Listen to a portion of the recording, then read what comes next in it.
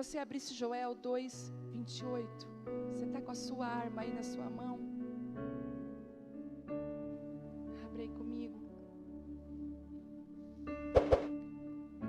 No 28 diz assim: então depois de eu tiver feito essas coisas, eu derramarei do meu espírito sobre todo tipo de pessoa.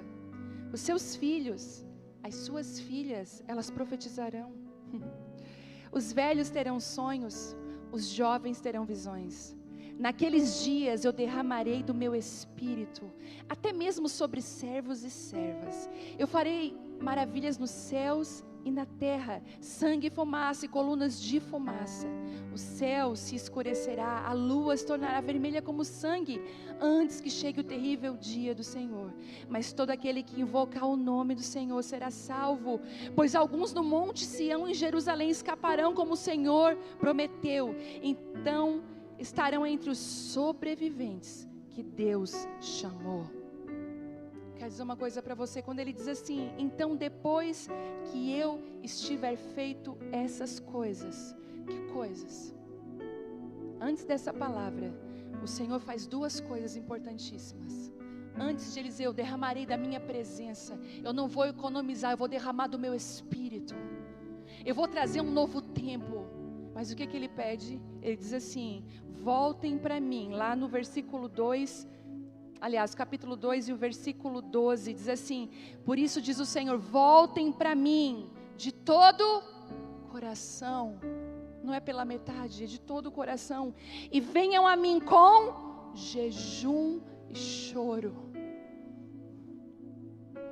O Senhor está fazendo um convite para nós nessa noite. Ele está dizendo assim: tem um carro ali fora no estacionamento da igreja esperando cada uma de nós. Um carro chamado jejum e oração. É tempo de voltarmos às práticas antigas. Nós precisamos voltar. Sabe, uma das coisas que a gente faz muito e a gente perdeu é que a gente toma as decisões sem perguntar para Deus. A gente está toda hora decidindo e não pergunta para Deus: Deus, é para mim ir lá? É para mim fazer isso? O jejum te devolve isso. Nesses 3 dias de jejum que a gente teve junto agora, eu tive que tomar decisões tão importantes que coincidiu, né, aquela cristocidência no meio desses 3 dias. E só porque eu estava sensível à voz de Deus, eu parei para perguntar todas as vezes: Senhor, eu devo fazer isso? Senhor, eu levo essa pessoa junto comigo? Senhor, eu preciso fazer isso? Senhor, é o céu que está sinalizando? Porque a gente pode fazer muitas coisas boas sem a presença de Deus, sem o aval de Deus, sem a autorização de Deus. A presença de Deus, quando ela vem sobre a nossa vida, ela nos enche. E quando a presença de Deus nos enche, tudo aquilo que está aqui dentro, aquilo que é vazio, vai para fora. Por muito tempo nós como igreja caímos no poder de Deus. Sabe que o Senhor está nos convidando hoje para a gente cair por dentro. Transformações que ninguém está vendo, que vão ser visíveis daqui a alguns anos. Mudanças drásticas dentro de nós. Existe uma construção silenciosa que Deus está fazendo através da presença dEle. O Senhor está dizendo: depois dessas coisas eu encherei do meu espírito. Se existe um movimento que nós podemos iniciar depois dessa conferência, é um tempo de jejum e oração. Eu creio que acredito que deve ter tido um tempo de jejum antes. A gente sempre se consagra para aquilo que Deus vai fazer. Mas existe um movimento entre as mulheres, um movimento na terra de jejum e oração nesse tempo. Nós precisamos entrar nesse lugar outra vez. Nós precisamos acessar essa porta antiga que até vai rangir quando abrir, mas lá dentro tem unção e tem favor do alto. Eu quero dizer algumas coisas que só a presença de Deus faz. A primeira, a presença de Deus, ela nos transforma. Existem algumas transformações que você já tentou. Tem mulheres aqui que é aquele tipo de temperamento que bateu, levou. Ninguém vai sair da sua presença sem uma reação. Esse é o tipo de pessoa assim, ó: eu não levo desaforo para casa. Essa é uma frase sua. Muitas mulheres têm essa reação. Mas quantas vezes eu já conheço, tenho amigas assim, que elas choram diante da presença de Deus, tipo assim: Senhor, me ajuda, me ensina a mudar, que eu não seja tão reativa, que na hora que eu ver uma coisa errada, ou que o meu marido fazer alguma coisa, meus filhos, que eu não quero ter essa reação. Quantas vezes você já teve uma reação que você se arrependeu? Você pode confessar junto comigo aqui? Quantas que você se arrependeu, que você se envergonhou? e você vem lutando tantos anos para isso, e você não consegue mudar, eu quero te dar um segredo: a presença de Deus, ela tem a capacidade de transformar a nossa vida. Quando você, a sua família toda dormir, ou pela manhã, quando ainda todos dormirem, se você se jogar no tapete da sua casa, no chão, e dizer assim: Senhor, eu não consigo, eu não tenho graça, eu não tenho força, eu não consigo mais, a presença de Deus vem transformando a sua vida. Em Atos 9:14, eu não vou abrir, mas a gente vê Paulo em Damasco, Paulo indo perseguir os cristãos. Imagina, Paulo estava certo de que ele estava indo para o lugar certo, fazendo a coisa certa, ele estava perseguindo Deus. Se nós, nos nossos erros, nas nossas falhas, escute o que eu vou falar para você, nós precisamos que Deus nos mude, não conseguimos, quem dera aquelas coisas que nós achamos que estamos certas, mas não estamos, que nem vemos, que nem sabemos, que achamos que estamos indo para o lugar certo. A presença de Deus impede que você faça coisa em nome dEle que Ele nunca te chamou para fazer. A presença de Deus vem sobre Paulo, sobre Saulo ainda. Deus muda o nome dele, transforma, ele cai daquele cavalo, ele cai cego. E há uma transformação. A gente vê Pedro caindo em si, Pedro cheio de coragem. Mas Pedro, antes de ser corajoso, Pedro foi medroso. Pedro negou Jesus, mas quando o Espírito Santo vem em Atos, você vê um Pedro totalmente novo se levantando. Se tinha um Pedro medroso na crucificação, dizendo: eu não conheço esse homem, você veio em Atos, depois de Atos 2, da descida do Espírito Santo, um Pedro totalmente diferente. Um Pedro que tem coragem de falar. A Bíblia diz assim, eu não vou ler para nós não perder tanto tempo, mas a Bíblia diz que Pedro, dando um passo à frente dos 11, levanta a voz. Pedro cheio do Espírito Santo não era mais o Pedro medroso. Eu quero dizer para você, você cheia do Espírito Santo, você não é mais a mulher que você sempre foi. Mas eu tenho medo, eu não tenho coragem. Se o Espírito Santo vir sobre você, Ele vai dizer: abre a sua boca que eu vou te encher. Mas quantas vezes temos medo. A presença de Deus muda as nossas convicções culturais e tradicionais. Às vezes algumas de nós somos presas por causa da nossa cultura, das nossas tradições. Eu conversei outro dia com uma mulher e eu questionei ela sobre algo. Eu falei: por que você não faz isso? Eu estou esperando a minha mãe e a minha avó morrer. Eu falei: por quê? Não, quando elas morrerem, que elas forem para o lar celestial, aí eu vou fazer. Eu falei: não, você não pode fazer isso, você tem que viver aquilo que Deus tem para a sua vida. Mas quantas vezes nós somos presas pela cultura? Eu conheço uma moça, eu amo ela demais, ela é cheia do Espírito Santo. E sabe aquele tipo de mulher que não anda na cultura dela? Ela anda um passo à frente. Eu olho para ela e converso e sempre pergunto: o que Deus está falando para você? Porque ela não anda na cultura, ela não se parece. Sabe aquele tipo de pessoa que a presença de Deus é tão forte na vida dela que ela não consegue ser igual a ninguém. Ela só consegue ser a versão que Deus criou dela mesma. E eu acho lindo nela uma coisa: ela celebra o que os outros estão vivendo. Ela está toda hora dizendo: olha, a voz daquela pessoa é tão linda.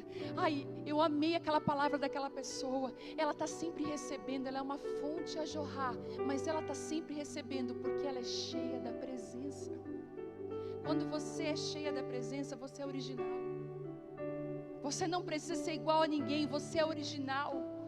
Você caminha num compasso diferente. Eu vou dizer para você uma coisa: as mulheres que Deus está levantando estão andando num compasso totalmente diferente.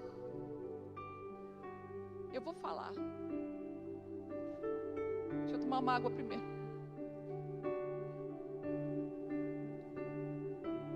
Não estranhe se Deus te afastar do teu bando. Não estranhe se todas as suas amigas forem você ficar. Porque Deus também usa uma frase que as mães usam muito: você não é todo mundo. se você quer ser uma mulher que anda na presença de Deus, se prepare para Deus mudar as suas tradições, a sua cultura. E Ele vai mudar.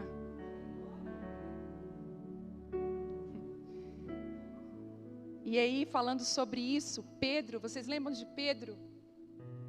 Extremamente resistente ao evangelho para os gentios. Lembram de Pedro? Resistente, judeu, com toda aquela pompa, né, das regras judaicas. Só que um dia ele vai na casa de Cornélio, e enquanto o almoço fica pronto, Pedro entra dentro de um veículo. Vocês sabem disso? Sabe qual é o nome do veículo? Oração. Pedro, enquanto o almoço fica pronto, ele sobe no terraço, a Bíblia diz, e ele entra no veículo da oração e ele começa a orar. Enquanto ele ora, Deus traz uma visão para Pedro.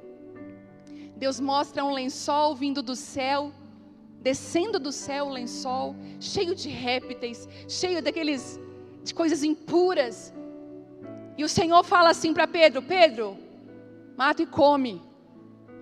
E Pedro falou: Deus me livre. Não, Senhor, eu nunca colocaria coisas impuras na minha boca. Afinal, eu sou o teu filho.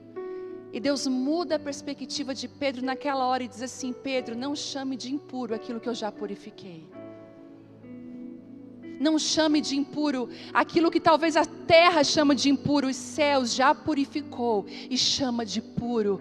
Deus então muda uma cultura, muda uma tradição e faz de Pedro um dos apóstolos entre os gentios. E graças a Deus, porque nós estamos aqui por isso.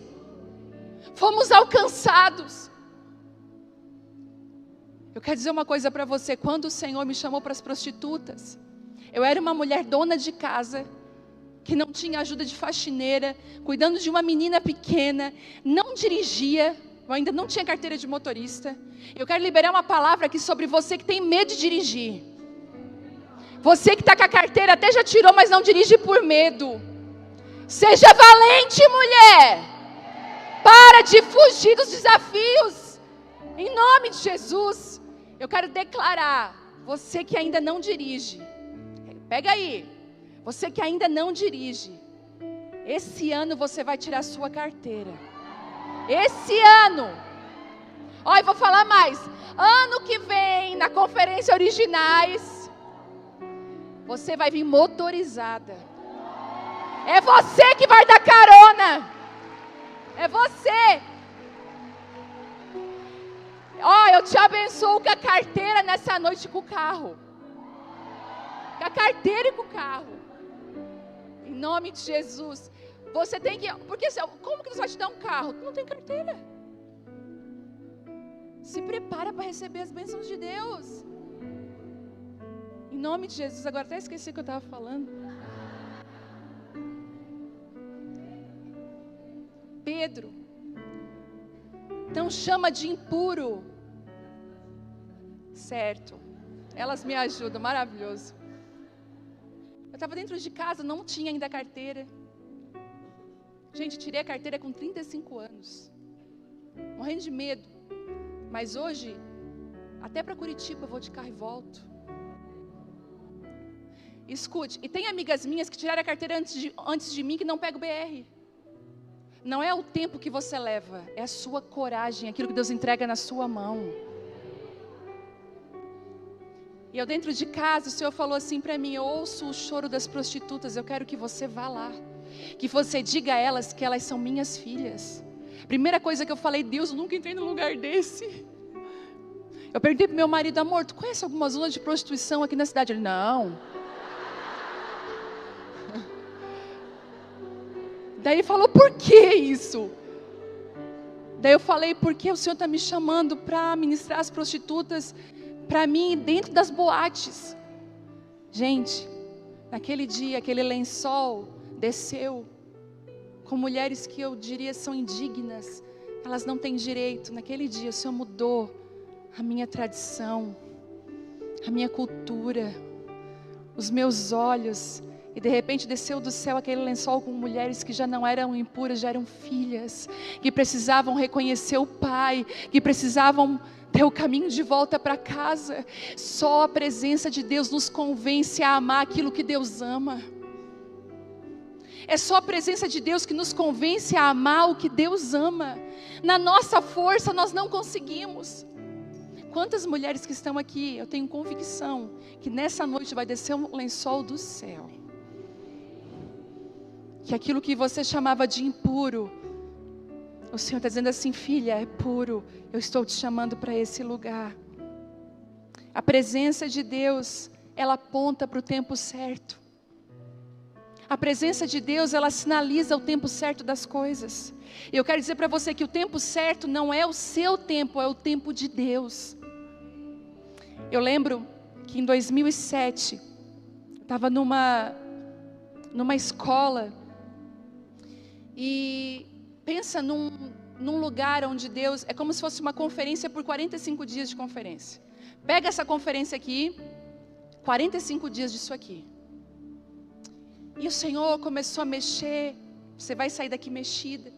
Ele começou a trazer tantas coisas à luz.